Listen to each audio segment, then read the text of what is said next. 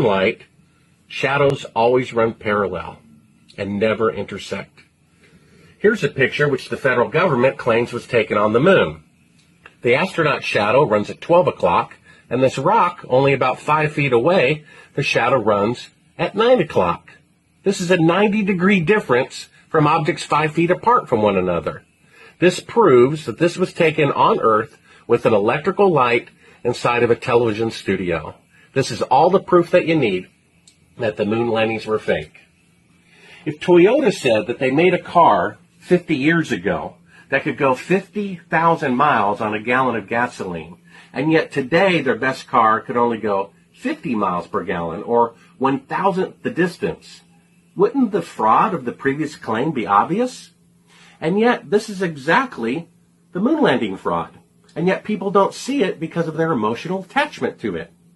They're claiming they went 1,000 times farther 50 years ago than they can go today with 50-year-older technology. That doesn't make any sense. It's the only time in history that a technological achievement like the automobile or the airplane or nuclear power, that no nation on Earth could repeat it 50 years later, when in fact it should be 100 times greater 50 years later.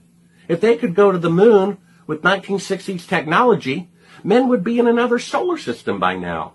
Men would have walked on Mars 10 years later, 40 years ago, which never happened. And there would be bases on the moon there today, of which there are none. It's the only time in the history of the world that technology that cost $175 billion was deliberately destroyed afterwards. Would Bill Gates spend $175 billion to make the first computer, and then when he was done, throw it and the schematics in the trash? But that's what NASA claims that they did. They only did that to destroy the evidence of the fraud, which is proof itself that they didn't go, because if they really went, they would never destroy the technology.